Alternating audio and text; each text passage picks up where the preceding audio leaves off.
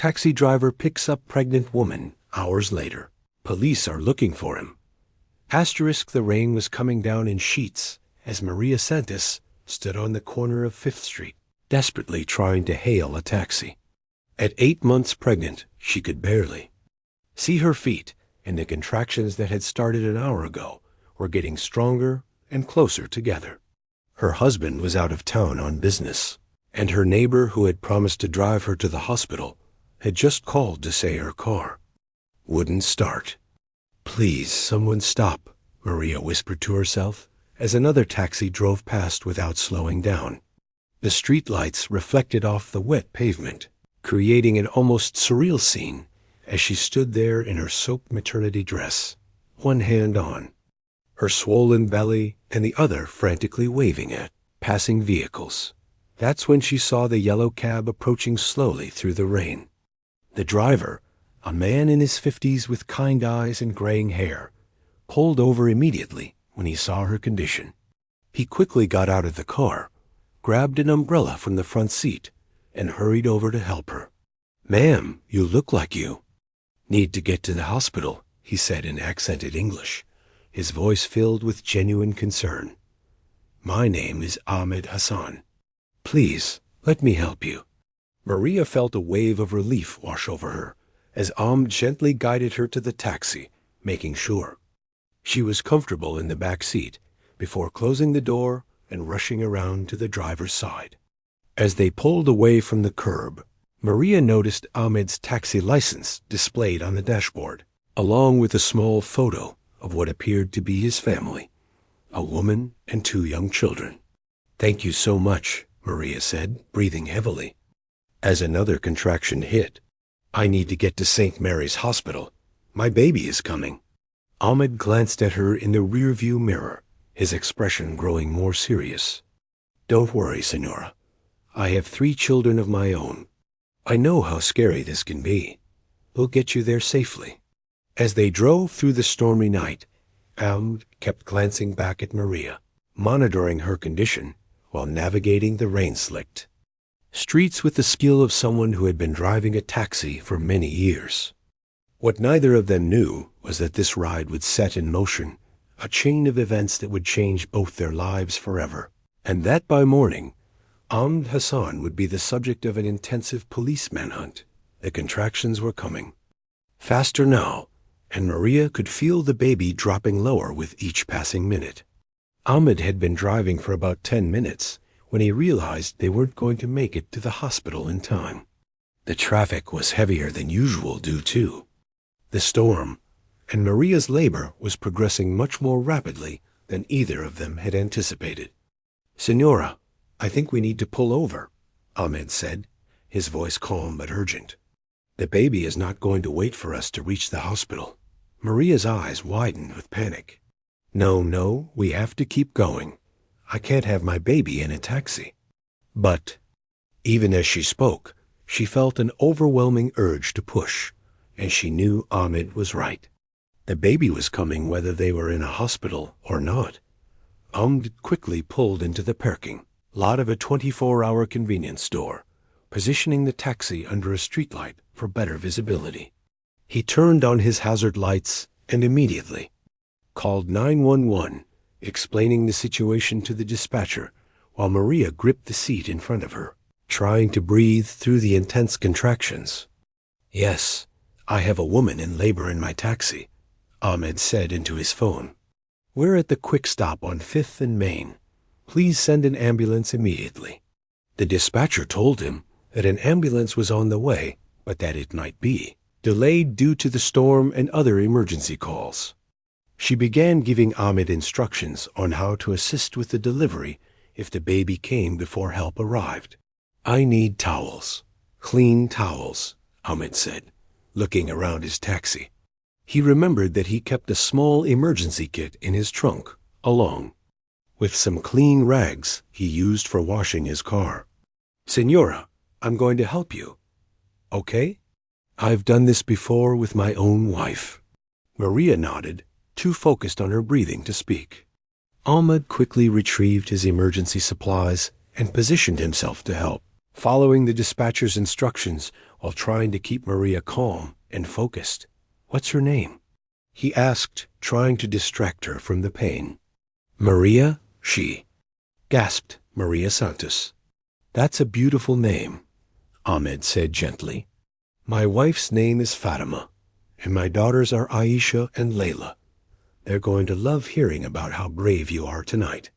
Within minutes, Maria's baby was born, a healthy baby girl who cried immediately, filling the taxi with the sound of new life. Ahmed carefully wrapped the baby in clean towels and placed her in Maria's arms, both of them crying with relief and joy. "She's perfect," Maria whispered, looking down at her daughter. "Thank you, Ahmed. Thank you for everything." Ahmed smiled. His own eyes filled with tears. "It was my honor, Signora.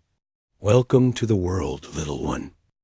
The ambulance arrived 15 minutes later, just as Ahmed was helping Maria with the afterbirth and making sure both mother and baby were stable. The paramedics were impressed with how well Ahmed had handled the emergency delivery, praising his calm demeanor and proper technique.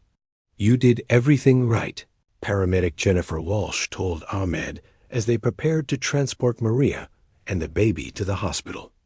"That little girl is lucky you were there tonight." As the ambulance pulled away, Ahmed stood in the parking lot, still processing what had just happened. His taxi was a mess, with blood and amniotic fluid on the back seat, but he didn't care. He had helped bring a new life into the world, and the experience had left him feeling more fulfilled than he had in years. Ahmed drove home slowly, thinking about Maria and her baby, wondering if they would be okay and hoping that the little girl would grow up healthy and strong. When he arrived at his small apartment, he found his wife Fatima waiting up for him, worried because he was so late. "Ahmed, where have you been?" "I was so worried," Fatima said, embracing him as he walked through the door. "I helped deliver a baby." "Tonight," Ahmed said simply, and then he told her the whole story. Fatima listened with amazement, proud of her husband's compassion and skill. "You are a good man, Ahmed Hassan," she said, kissing his cheek. "That woman and her baby are blessed that you were there." The next morning, Ahmed woke up to find his taxi surrounded by police cars. Officers were knocking on his door, and neighbors were peering out their windows to see what was happening. Ahmed's heart raced as he opened the door to find Detective Robert Martinez standing on his doorstep. "Ahmed Hassan?" Detective Martinez asked, showing his badge. "We need to talk to you about what happened last night." Ahmed's mind immediately went to Maria and the baby. "Is she okay? Is the baby okay? What happened?" Detective Martinez studied Ahmed's face carefully. "Mr. Hassan, we're investigating a very serious crime that occurred last night. A pregnant woman was kidnapped from the downtown area, and witnesses saw her getting into a taxi matching the description of your vehicle." Ahmed felt the world spinning around him. No, you don't understand. I helped her. She was in labor, and I helped deliver her baby. Ask the paramedics, ask the hospital. Mr. Hassan, the woman we're looking for never made it to any hospital. She's still missing, and her family is desperate to find her." Ahmed realized with growing horror that there had been another pregnant woman, another taxi, another driver. But the police were looking at him, and all the evidence seemed to point in his direction. Detective Martinez led Ahmed to the police station for questioning, while other officers searched his taxi and apartment. Ahmed's wife Fatima was crying, confused and frightened by the sudden turn of events. Their neighbors watched in shock as the man they had known as a quiet, hard-working father was taken away in handcuffs. "I don't understand," Ahmed kept saying as he sat in the interrogation room. "I helped a woman named Maria Santos deliver her baby. Check with St. Mary's Hospital. Check with the paramedics. They'll tell you what really happened." Detective Martinez had already made those calls, and that's what was so puzzling about the case. The hospital confirmed that Maria Santos had indeed given birth in a taxi and had been brought in by ambulance.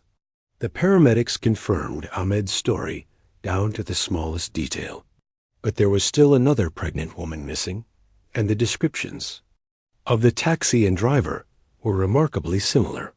"Mr. Hassan," Detective Martinez said, "we believe you're telling the truth about helping Maria Santos. But we also believe you may have information about what happened to Isabella Rodriguez, the woman who disappeared last night." Ahmed's eyes widened. There was another woman. Another pregnant woman? Isabella Rodriguez, age 24, 8 months pregnant. She was last seen getting into a yellow taxi near the downtown bus station around 11 p.m. Her family reported her missing when she didn't come home. Ahmed thought carefully about his night. He had picked up Maria around 10:30 p.m., and the delivery had taken place around 11:15 p.m. He had been at the hospital until nearly 1 a.m., giving his statement to the police and making sure Maria was settled in her room. "Detective, I was only with one woman last night, but ... paused, remembering something. There was another taxi driver at the hospital. He was there when I arrived with Maria. He looked nervous, like he was in a hurry to leave." Detective Martinez leaned forward. "Can you describe this other driver?" "Middle-aged, maybe late 40s. He had a scar on his left cheek, and he was driving an older yellow cab. I remember thinking it was strange that he was at the hospital, but didn't seem to have a passenger with him." This was the first new lead the police had gotten in the case. Detective Martinez immediately put out a bulletin for taxi drivers matching that description, while continuing to investigate Ahmed's alibi. "Mr. Hassan, we're going to need you to stay available while we sort this out. Don't leave town, and don't discuss this case with anyone except your lawyer." Ahmed nodded, understanding the seriousness of the situation. "Detective, I just want to help find this woman. If there's anything I can do, actually, there is something. We'd like you to work with our sketch artist to create a composite of the other taxi driver you saw.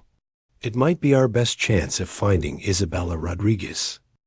Over the next 48 hours, Ahmed worked closely with the police to create a detailed sketch of the mysterious taxi driver he had seen at the hospital. The composite drawing was distributed to all taxi companies in the city, and within hours, they had a match. The driver was identified as Carlos Mendez, a 47-year-old man who had been driving a taxi for various companies over the past 10 years. His record showed several complaints from female passengers about inappropriate behavior, but nothing that had resulted in criminal charges.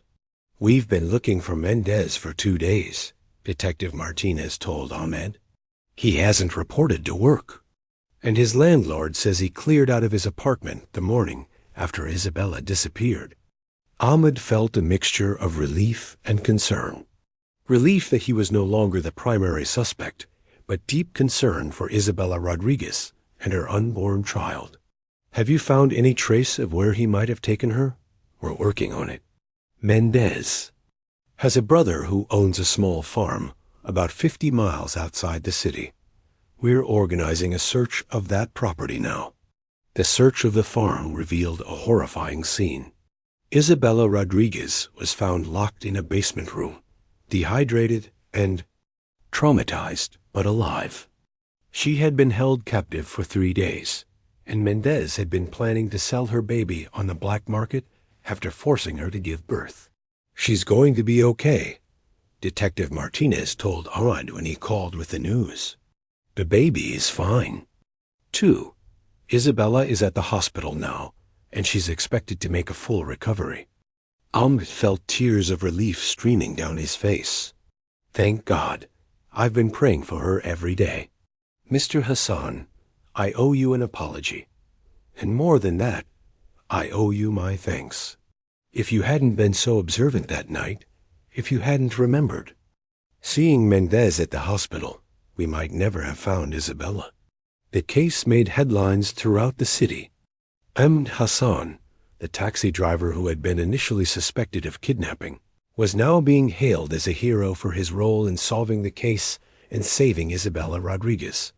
But Ahmed didn't feel like a hero. He felt like a man who had simply done what anyone should do: help someone in need and speak up when something seemed wrong. "I was just doing my job," he told reporters who gathered outside his apartment. Any decent person would have done the same thing. Maria Santos, the woman whose baby Ahmed had helped deliver, came to visit him with her newborn daughter. "I named her Amira," she told Ahmed. "It means princess in Arabic. I wanted her to have a name that would remind her of the angel who helped bring her into this world." Ahmed held little Amira in his arms, marveling at how much she had grown in just a few days. "She's beautiful, Maria. You're going to be a wonderful mother." 3 months after that stormy night, Ahmed Hassan's life had changed in ways he never could have imagined.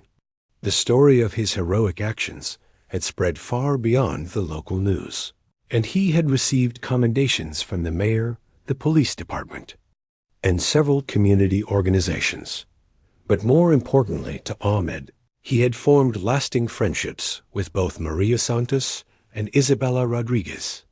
Both women had given birth to healthy baby girls, and both credited Ahmed with saving their lives in different ways.